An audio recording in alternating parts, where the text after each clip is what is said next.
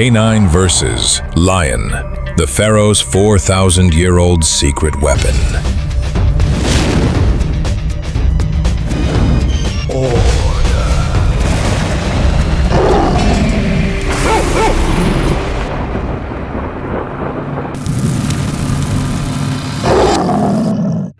When you hear the word canine, what do you think of? A German Shepherd, a Belgian Malinois, Kevlar vests, goggles, a $50,000 biological weapon trained to take down criminals and sniff out explosives. We think canine is a modern invention, a pinnacle of training science, but that is a misconception. The canine concept isn't 50 years old. It is 4,000 years old. And here is the first mind hack. Their target was not a drug dealer. Their target was not a bomb. Their target was the king of beasts. This is the true story of the world's first canines, the Pharaoh's lion hunting dog squad, the Memphis Desert, 2000 BC. This isn't a walk. This is a military campaign. The Pharaohs, like Thutmose III, saw lion hunting as a royal duty. But how does a human, even a pharaoh, confront a 400-pound lion? He doesn't go alone. He brings his canines, the Tesem breed. They weren't pets. They were living weapons. They were bred for two things: unbelievable speed and insane courage. But how can a 60-pound dog fight a lion? Here is the second mind hack. They don't fight. They are battlefield technicians. The carvings show a perfect, coordinated tactic. The beaters, humans, would drum, flushing the lion from the brush. The pharaoh and the chariots would form a perimeter. And then, the Tesem were unleashed. They don't charge into a suicide fight. They are too intelligent. They move like water, fast as lightning. They split into two groups. One group feints from the front. The other group attacks from behind. Their target isn't the throat. Their target is the hamstring and the hind legs. A Tesem darts in, bites the lion's tendon, and darts back out. The lion roars, spins, and that's when another dog attacks from the flank. They don't kill the lion. They anchor the lion. They cripple it. They unbalance it. They turn the king of beasts into a stationary target. And only then does the pharaoh fire his finishing arrow. These dogs didn't just participate in the hunt. They engineered the hunt. So, where did these super dogs come from? These weren't village mutts. This was the result of an intentional 4,000-year-old canine program.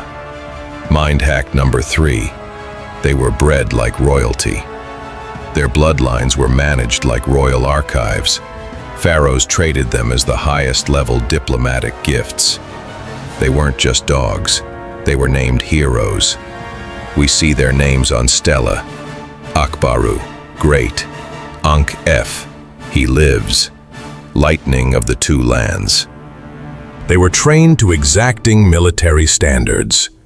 Hand signals from a moving chariot, drum beats ordering an attack or retreat, scent drills.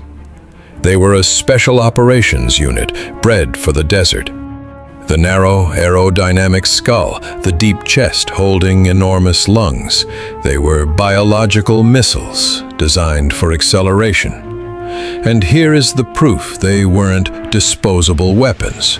Archaeology has found Tesem dog skeletons with healed fractures. What does this mean? They received medical care. There were royal veterinarians who specialized in setting bones and treating these canines injured in combat. They didn't just throw away a hero because it got hurt. But why? Why risk the life of the pharaoh, his soldiers, and these priceless dogs just to kill a lion? This wasn't for meat. It wasn't for fur.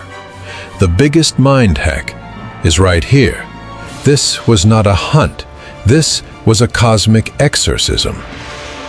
In the Egyptian mindset, the universe was an eternal battle between Ma'at, order, justice, truth, and Isfet, chaos, violence, evil. The pharaoh, as a god-king, had one job: maintain Ma'at. And the lion was not just an animal. It was the physical embodiment of Isfet. It was the desert storm, the foreign invader. It was pure chaos. When the pharaoh and his canines took down a lion, it wasn't sport, it was a religious act. It was the pharaoh re-establishing cosmic order. He was proving that order was still stronger than chaos. And the Tesem dogs, they weren't just hunters, they were instruments of divine order. They were the fangs of the goddess Ma'at. 4,000 years passed. The Egyptian empire has fallen. The pharaohs are dust. But the legacy of the first canine lives on. The blood of the Tesem flows in the veins of the modern Saluki and Slugi. These supermodels of the dog world still retain the ancient form of their lion-hunting ancestors. Archaeologists find them mummified, buried with honor beside their masters, because their loyalty helped the pharaoh maintain the order of the universe. From the deserts of Thebes to a modern city street, the technology has changed. The enemy has changed, but the essence of the canine has not. It is still an unbreakable bond, a partnership between human intelligence and canine courage to confront chaos, whether it takes the form of a lion or a ticking bomb.